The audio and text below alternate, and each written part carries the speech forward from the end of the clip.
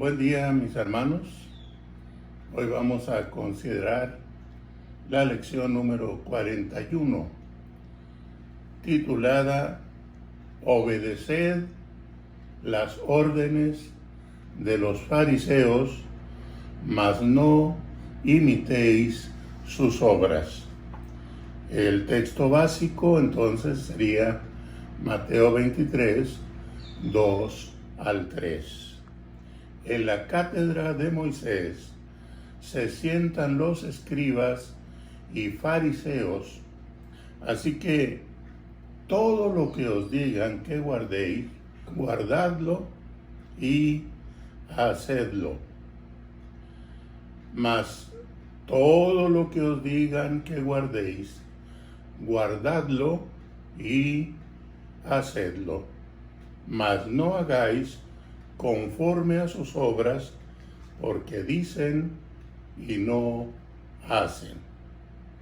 Mateo 23, 2 y 3. Este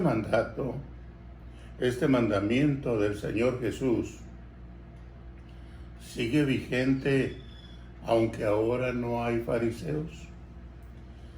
Como partido religioso, a la manera de los tiempos del Nuevo Testamento, no están. Pero si hay en nuestro tiempo algunos que tienen características similares a aquellos a quienes el Señor se dirigió como escribas y fariseos hipócritas. Vuelvo a decirles, si hay en nuestro tiempo algunos que tienen características similares a aquellos a quienes el Señor se dirigió como escribas y fariseos hipócritas. Al leer el comportamiento de estos personajes, podemos pensar: yo hubiera sido un fariseo congruente. O tal vez yo no hubiera aceptado la enseñanza de estas personas hipócritas. Y quizá llegamos a pensar, yo mejor no hubiera sido fariseo. Sí, hay algunas personas que se parecen mucho a los fariseos antiguos.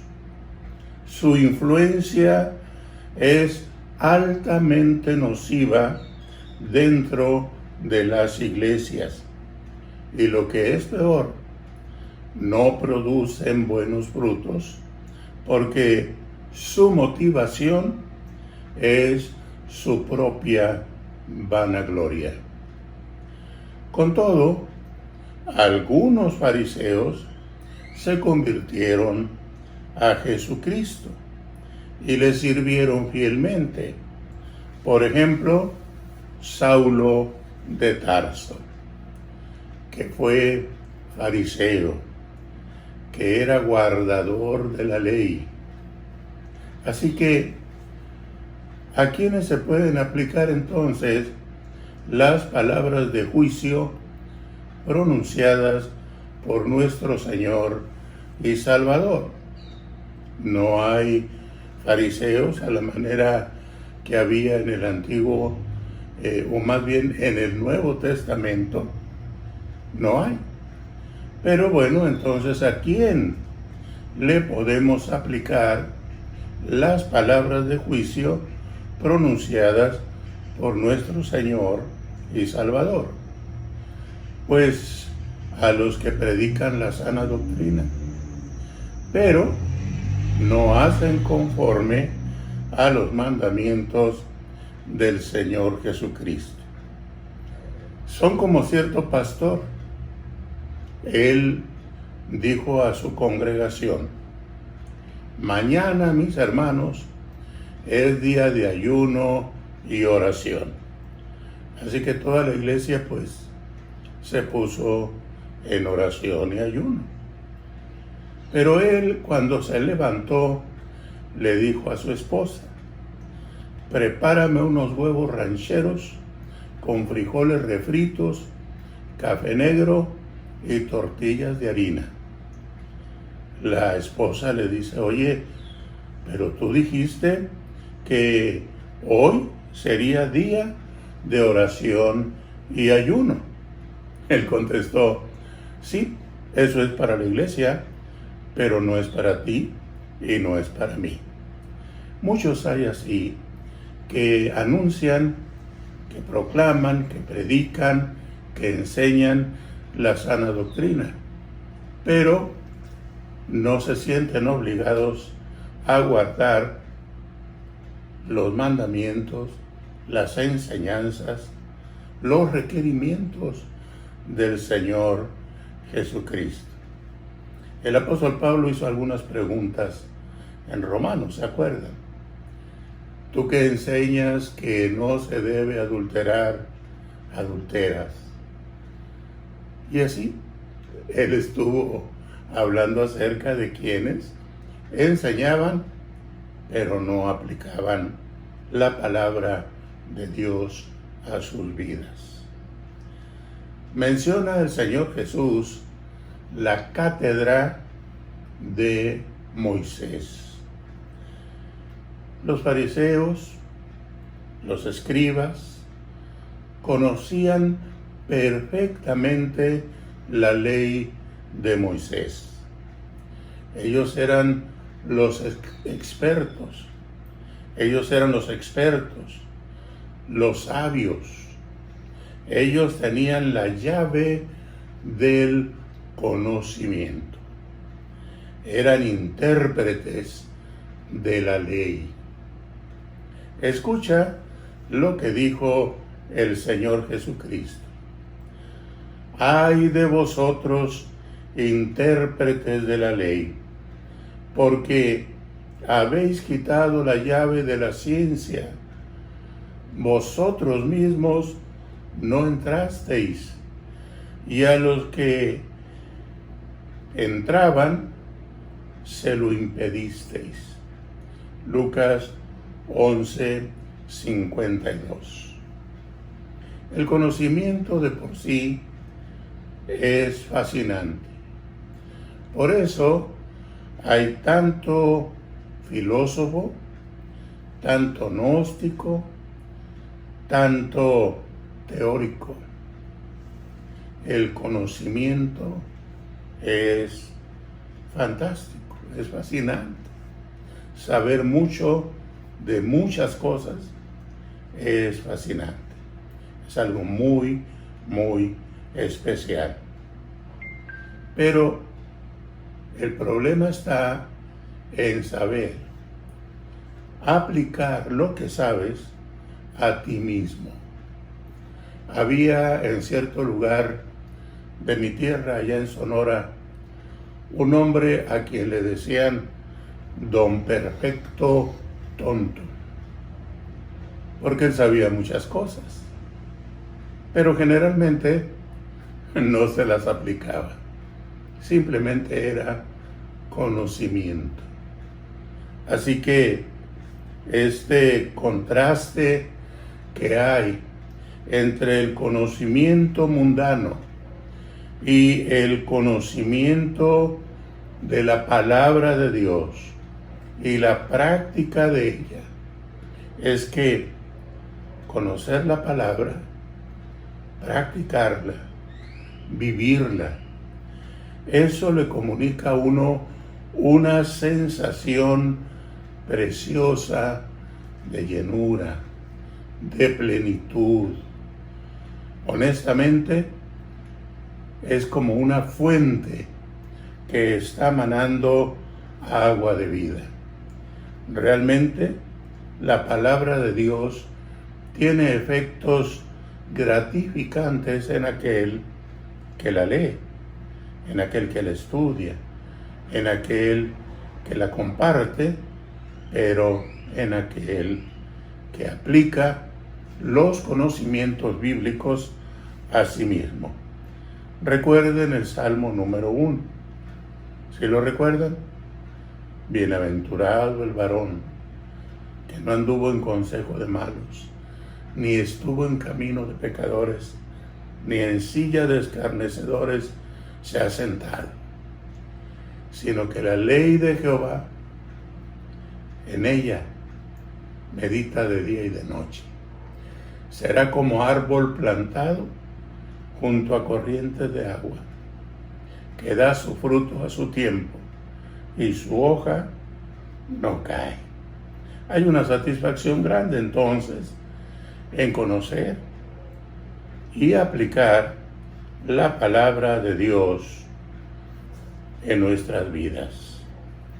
Quiero compartirles dos textos de la palabra de nuestro Dios.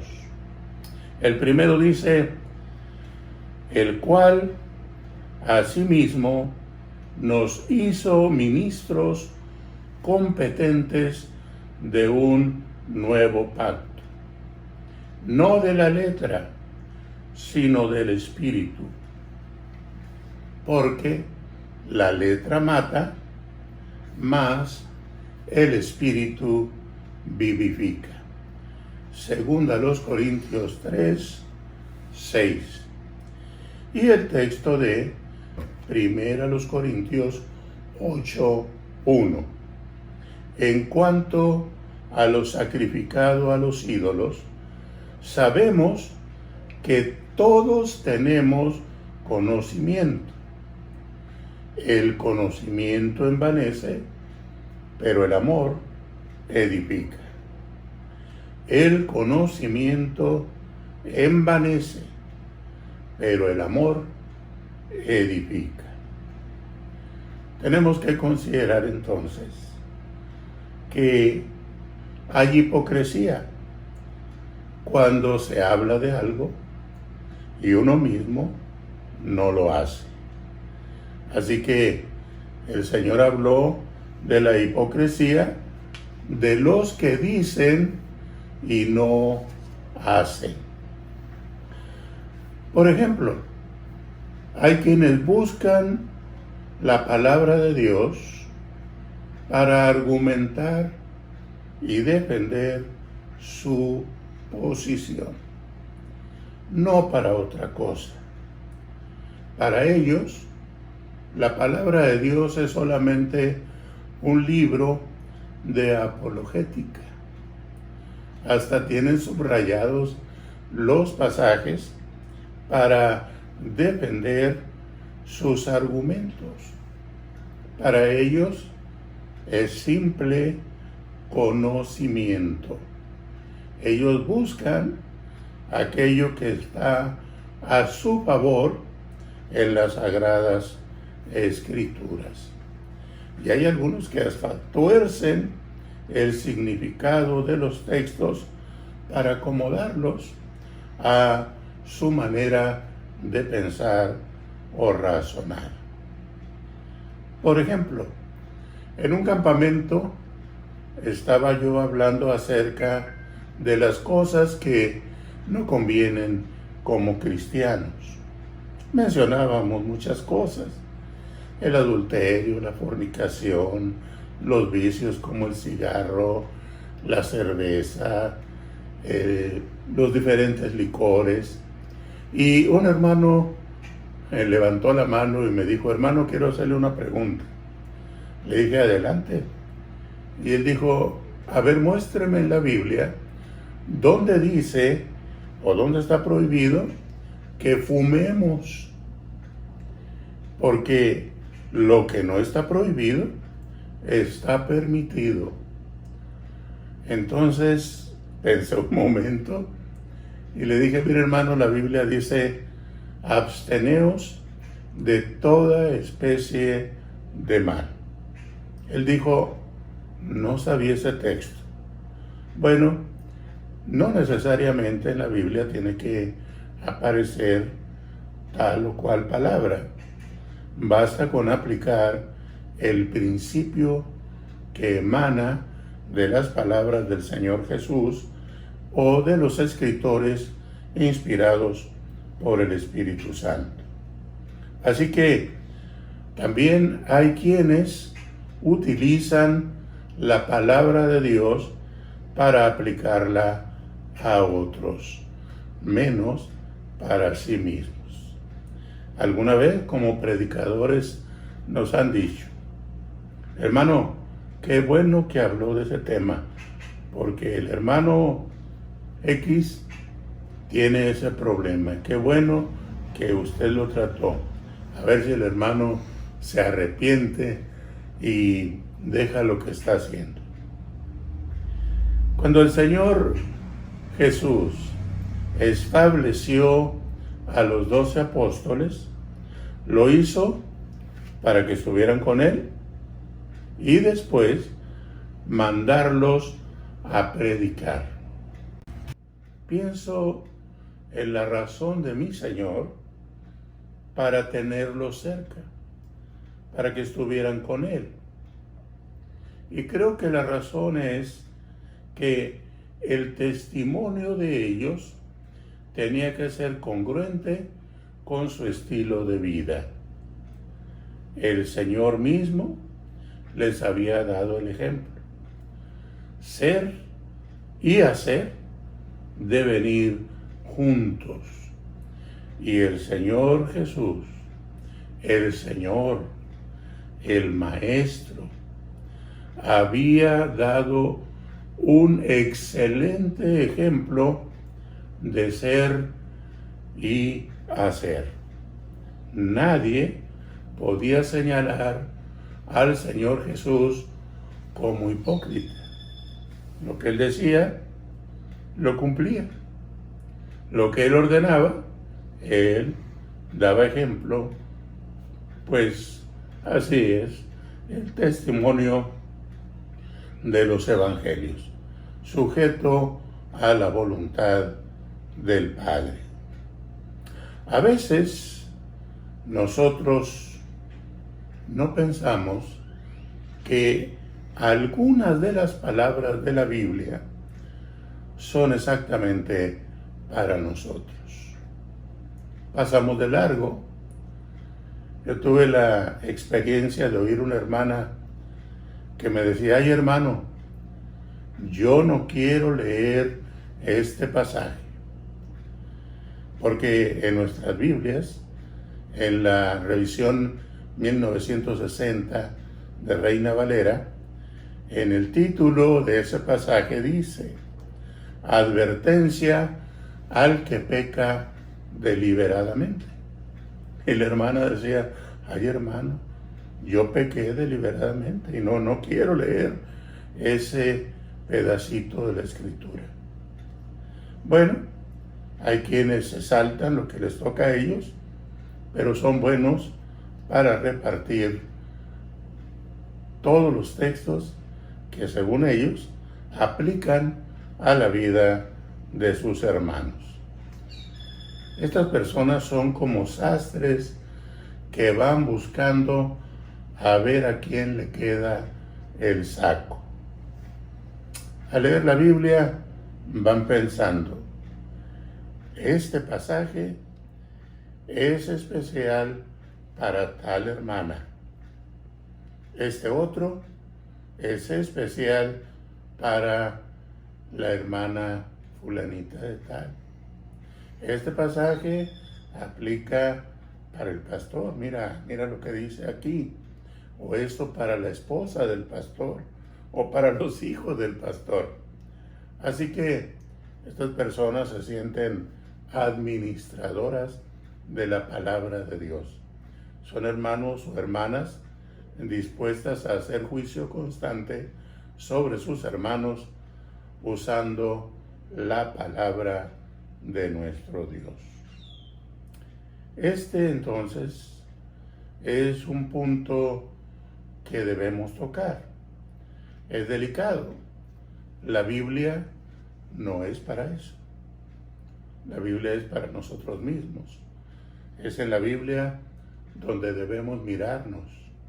Es a la luz de la Biblia que debemos examinar nuestro estilo de vida, cómo nos comportamos, cómo hablamos, cómo somos, cómo tratamos a los demás. No nos corresponde, hermanos, ser jueces en ese sentido, en una manera que no conviene a los hijos de Dios. Mírate a ti mismo, podría ser el consejo en esta ocasión. Olvídate de los demás, mírate tú. ¿Qué dice la palabra de Dios para ti? Piensa mejor, que el pasaje que estás leyendo te afecta a ti. No seas fariseo, hermano. No seas farisea, hermana. Fíjate bien. Haz caso de la exhortación que nos hace Santiago en el capítulo 1, versículo 22. Escucha bien. Pero sed hacedores de la palabra. Otra vez. Pero sed hacedores de la palabra y no solamente oidores, engañándoos a vosotros mismos. Haz caso de esa orden. El Señor Jesucristo dio una orden. Hay orden del Señor para nosotros. Nosotros enjuiciamos a los fariseos y a los líderes de nuestra iglesia que se les parecen en su actitud. Pero el mandamiento es para nosotros como iglesia. El mandamiento es: guardad y haced todo lo que os digan. Claro, parece extraño que tengamos que obedecer a gentes tan imperfectas, a gentes tan hipócritas según nuestro modo de pensar. A simple vista, estas personas que dicen y no hacen, no tienen la autoridad moral para que nosotros les obedezcamos. Hay muchos malos ejemplos. Un maestro de escuela dominical que no asiste a otros cultos. Llega, imparte la clase y no lo volvemos a ver en ninguna actividad de la iglesia. Es un mal ejemplo. Un diácono que no acude a las sesiones de negocios es otro mal ejemplo. ¿Por qué? Porque el diácono debe estar bien enterado de lo que está sucediendo en la vida de la iglesia. Un ministro que no diezma es vergonzoso. Él debe dar el ejemplo. En alguna iglesia donde fui pastor, hice mucho énfasis en que los primeros que deberían depositar sus diezmos y ofrendas en los alfolíes eran los diáconos. Claro, cuando los diáconos hacían eso, entonces seguía yo. A mí también me pasaban el alfolí por enfrente para que yo depositara mi sobre. Un diácono que no acude a las sesiones de negocios, un ministro que no diezma, son una vergüenza. Creo que ambos deberían considerar el pasaje que estamos ahora platicando, del cual estamos nosotros conversando en este momento. Hay otro que no ha tomado los discipulados.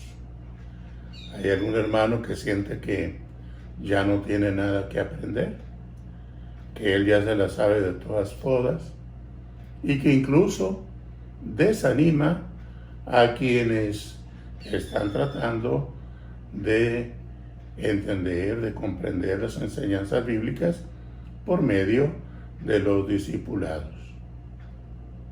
Lo que sigue es algo que toca a los pastores. Un pastor que no actúa con amor. Un pastor que es indiferente a las necesidades de las personas de la iglesia.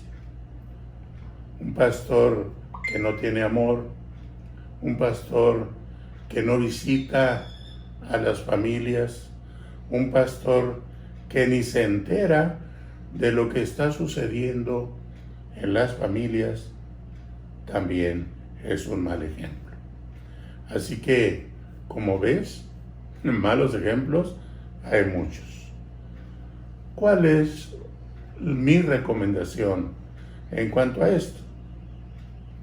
Bueno, desvía tus ojos de los malos ejemplos. Sin duda en la congregación vas a encontrar muchísimos buenos, excelentes ejemplos a quienes imitar. Seguro que sí. Hay hermanos muy consagrados en los cuales te debes de fijar y no tomar como pretexto los malos ejemplos para no obedecer. Mejor fíjate en los que dicen y hacen.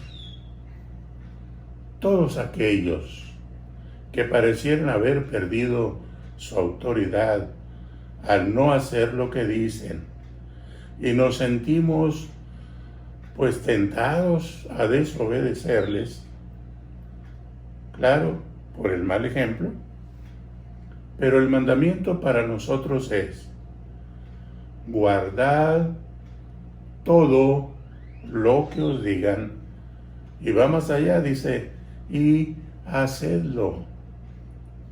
A veces quisiéramos juzgarles, ponerles a prueba,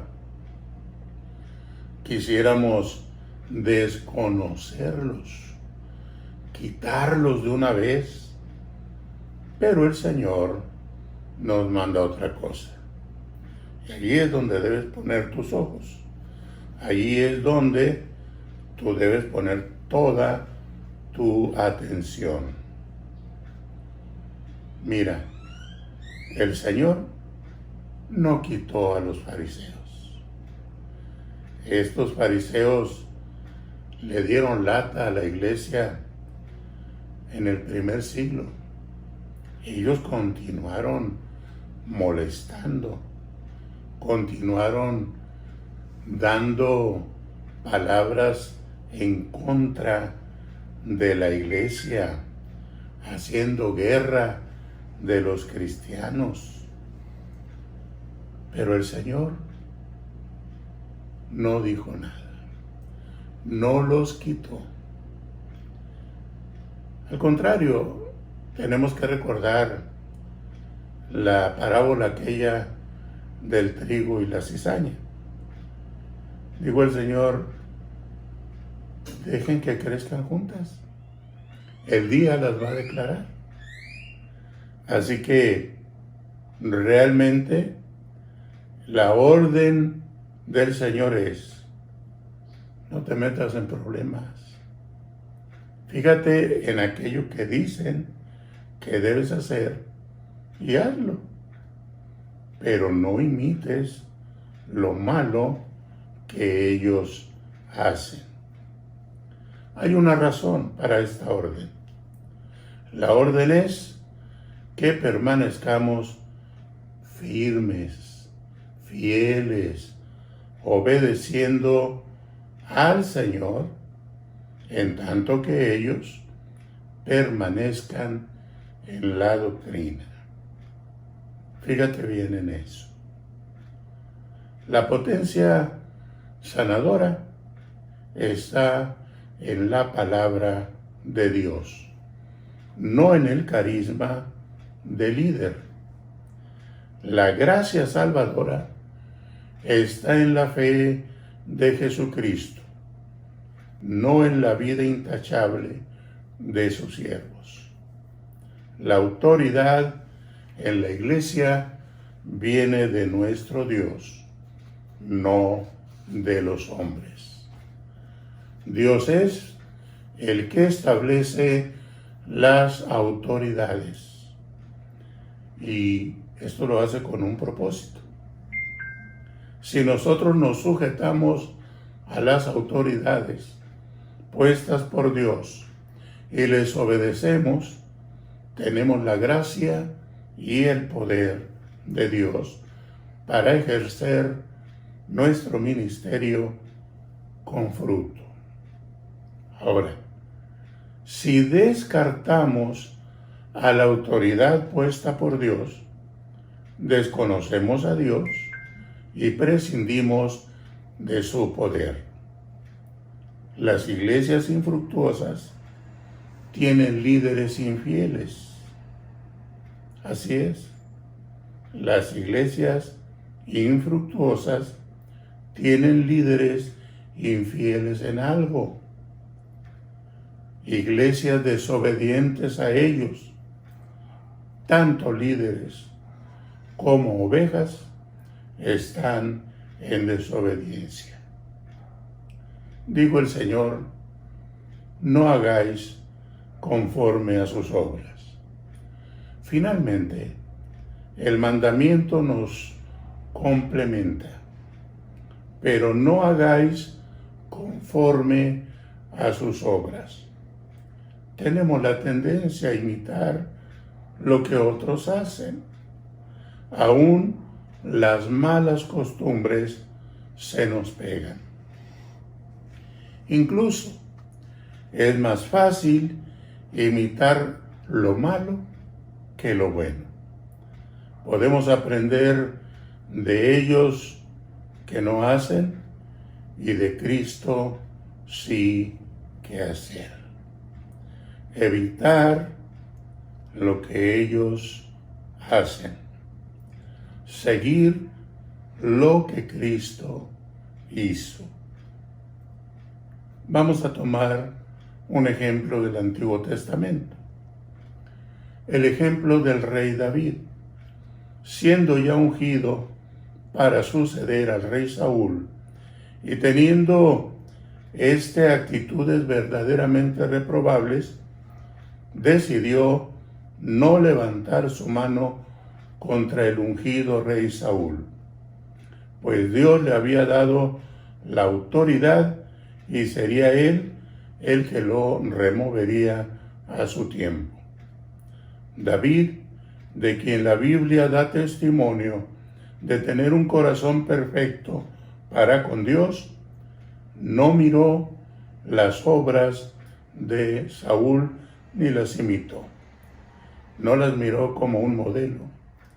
Si acaso, las vio como un modelo al que no debía seguir. No imitó las obras de Saúl ni sus actitudes, sino que mantuvo su corazón ligado al corazón de Dios. Y esto lo hizo todos los días de su vida, tanto en victoria como en derrota, en gozo como en aflicción, en los tiempos de adoración gozosa y en los tiempos de tristeza por el pecado. Cuando nos enfrentemos a una situación en la que nos parece que nuestros líderes están en desobediencia y dicen y no hacen, hemos de poner nuestros ojos en Cristo, quien se sometió a las autoridades hasta la muerte. Pudo él quitar al sumo sacerdote. Pudo él desconocer la autoridad de Herodes o la de Pilatos. Pudo él llamar a 7 legiones de ángeles y destruir al ejército romano, pero se sometió a las terribles autoridades humanas para cumplir la voluntad y el propósito de Dios para nuestra salvación. Muchas veces pensamos que no hay crecimiento porque nuestros líderes están fallando. Pero la realidad es que nosotros fallamos al no someternos a las autoridades que Dios estableció y fallamos cuando imitamos a los líderes en lugar de a Cristo. De aquí surgen 3 compromisos. Número 1. Estaré atento a las enseñanzas bíblicas que recibo y a los mandamientos allí contenidos para obedecerlos. Número 2.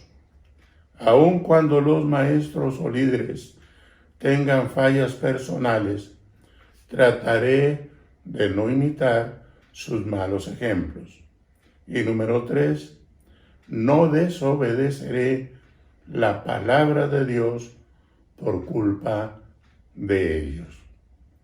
Dios les bendiga en la consideración de estos pasajes de las Sagradas Escrituras.